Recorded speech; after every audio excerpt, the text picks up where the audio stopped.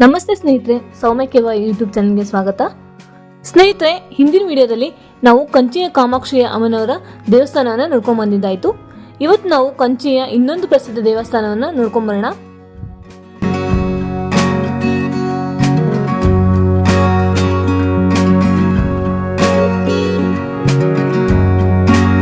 ಸ್ನೇಹಿತರೆ, ಇವತ್ತು ನಾವು ಹೋಗ್ತಾ ಇದ್ವಿ ಏಕಾಂಬರನಾಥನ ದೇವಸ್ಥಾನಕ್ಕೆ. ಸ್ನೇಹಿತರೆ, ಈ ಏಕಾಂಬರನಾಥ ದೇವಸ್ಥಾನದ ಏಕಾಂಬರನಾಥನು 5 ಪಂಚಭೂತಗಳಲ್ಲಿ ಒಂದಾದ ಪೃಥ್ವಿಲಿಂಗವಾಗಿದೆ.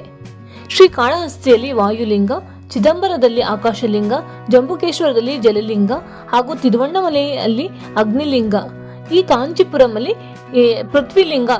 ಸ್ನೇಹಿತರೆ, ಈ ದೇವಸ್ಥಾನವು ನೋಡೋದಕ್ಕೆ ತುಂಬಾನೇ ಚೆನ್ನಾಗಿರುತ್ತೆ. ಈ ದೇವಸ್ಥಾನದ ಬಗ್ಗೆ ಪೂರ್ತಿ ಡೀಟೇಲ್ಸ್ ನಾನು ನಿಮಗೆ ಈ ವಿಡಿಯೋದಲ್ಲಿ ತಿಳಿಸ್ಕೊಡ್ತೀನಿ. ಹಾಗಾದ್ರೆ ಬನ್ನಿ ಸ್ನೇಹಿತರೆ, ದೇವಸ್ಥಾನದ ಒಳಗಡೆ ಹೋಗೋಣ.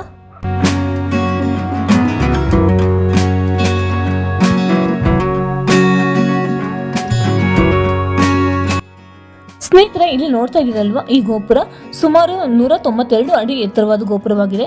ಇದನ್ನು ಕಟ್ಟಿಸಿದವರು ನಮ್ಮ ವಿಜಯನಗರ ಸಾಮ್ರಾಜ್ಯದ ಶ್ರೀ ಕೃಷ್ಣ ದೇವರಾಯರು. ಈ ಕಂಚಿಯಲ್ಲಿರುವ ಹಲವಾರು ದೇವಸ್ಥಾನಗಳಲ್ಲಿ 4 ಗೋಪುರಗಳನ್ನ ನಾವು ನೋಡಬಹುದು. ಇಲ್ಲಿ ದ್ವಾರ ಬಾಗಿಲು ನೋಡಿ ಎಷ್ಟು ಎತ್ತರವಾಗಿದೆ, ಎಷ್ಟು ದೊಡ್ಡದಾಗಿದೆ ಅಂತ. ಎಲ್ಲಾ ದೇವಸ್ಥಾನಗಳಲ್ಲೂ ಇದೇ ತರಹದ 4 ಗೋಪುರಗಳು ಹಾಗೆ 4 ದ್ವಾರ ಬಾಗಿಲುಗಳನ್ನ ಕಟ್ಟಿದ್ದಾರೆ.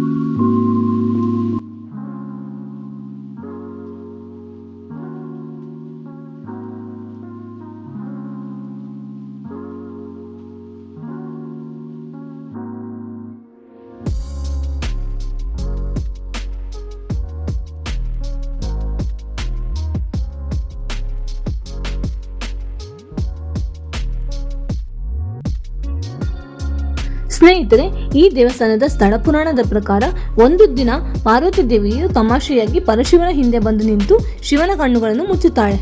ಆಗ ಲೋಕವೆಲ್ಲ ಅಂಧಕಾರದಲ್ಲಿ ಮುಳುಗಿ ಹೋಗುತ್ತದೆ.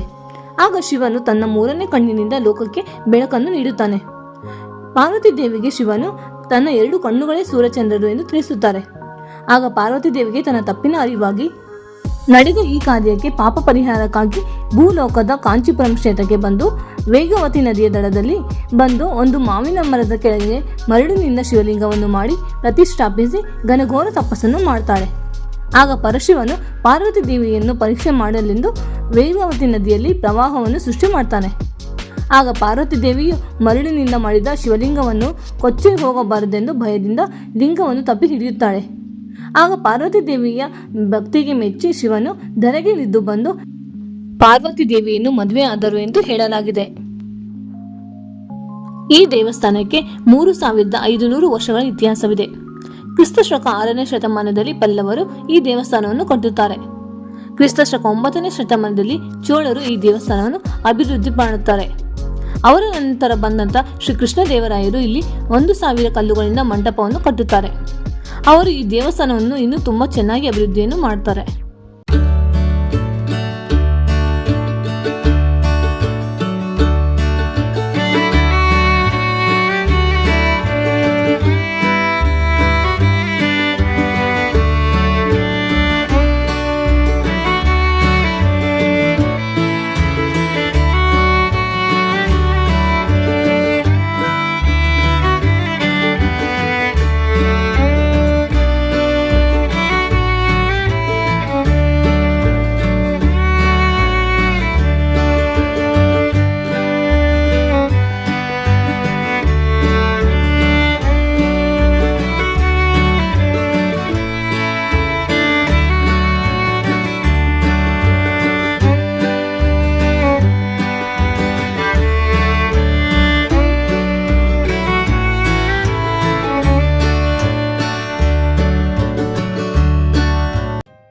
ನೋಡಿ ಸ್ನೇಹಿತರೆ, ಈ ದೇವಸ್ಥಾನದ ವಾಸ್ತುಶಿಲ್ಪದ ಕತ್ತಲೆಗಳನ್ನು ಎಷ್ಟು ಚೆನ್ನಾಗಿ ಅದ್ಭುತವಾಗಿ ಕೆತ್ತನೆ ಮಾಡಿದ್ದಾರೆ.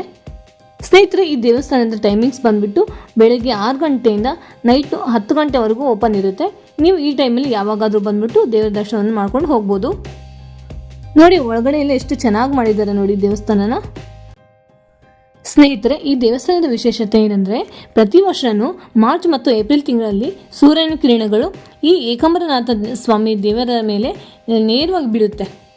ಪಾರ್ವತಿ ದೇವಿಯು ಮರಳಿನಿಂದ ಮಾಡಿದಂಥ ಶಿವಲಿಂಗದ ಮೇಲೆ ಡೈರೆಕ್ಟಾಗಿ ಬೀಳೋದ್ರಿಂದ ಅದು ತುಂಬಾ ಚೆನ್ನಾಗಿ ಕಾಣಿಸುತ್ತೆ. ಅದನ್ನು ನೋಡೋಕ್ಕಂತಲೇ ತುಂಬ ಜನ ಬರ್ತಾರೆ ಆ ತಿಂಗಳಲ್ಲಿ.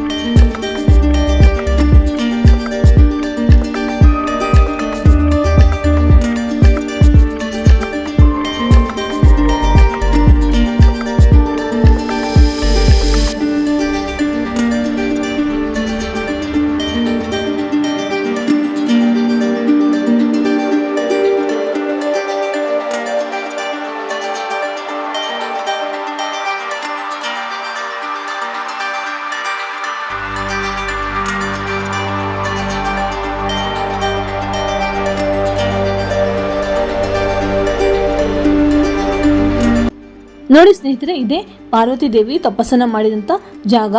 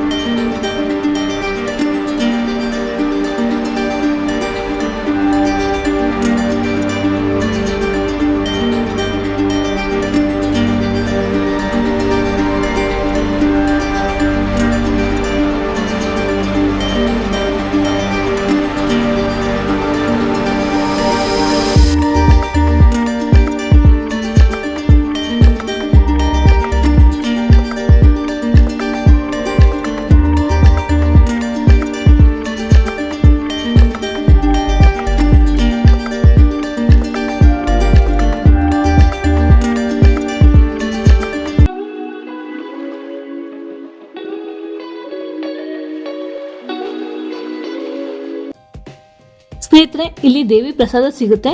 ನೀವು ಮನೆಗೆ ಪ್ರಸಾದ ತೊಗೊಂಡು ಹೋಗಬೇಕು ಅಂದ್ಕೊಂಡ್ರೆ ಇಲ್ಲಿಂದ ತೊಗೊಂಡು ಹೋಗ್ಬೋದು. ಸ್ನೇಹಿತರೆ, ಇಲ್ಲಿ ಪಕ್ಕದಲ್ಲಿ ಕಲ್ಯಾಣಿ ಇದೆ. ಈ ಕಲ್ಯಾಣಿ ವಿಶೇಷತೆ ಏನಂದರೆ, ಈ ಕಲ್ಯಾಣಿ ನೀರು ಸುಮಾರು ವರ್ಷಗಳಿಂದ ಖಾಲಿನೇ ಆಗಿಲ್ವಂತೆ. ಯಾವಾಗಲೂ ಈ ಕಲ್ಯಾಣಿಯಲ್ಲಿ ನೀರು ಇರ್ತಾವಂತೆ.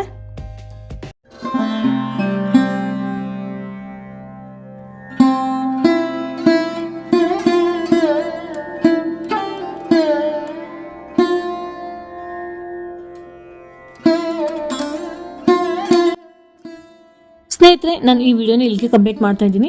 ನಿಮಗೆ ಈ ವಿಡಿಯೋ ಇಷ್ಟ ಆಗಿದೆ ಅಂತ ಅನ್ಕೋತೀನಿ. ನನ್ನ ಈ ವಿಡಿಯೋ ಇಷ್ಟ ಆಗಿದ್ರೆ ಪ್ಲೀಸ್ ಲೈಕ್ ಮಾಡಿ, ಶೇರ್ ಮಾಡಿ, ಹಾಗೆ ನನ್ನ ಚಾನೆಲ್ನ ಸಬ್ಸ್ಕ್ರೈಬ್ ಮಾಡೋದನ್ನು ಮಾತ್ರ ಬರೀಬೇಡಿ. ಮತ್ತೆ ನಾವು ನೆಕ್ಸ್ಟ್ ವಿಡಿಯೋದಲ್ಲಿ ಸಿಗೋಣ. Thank you for watching.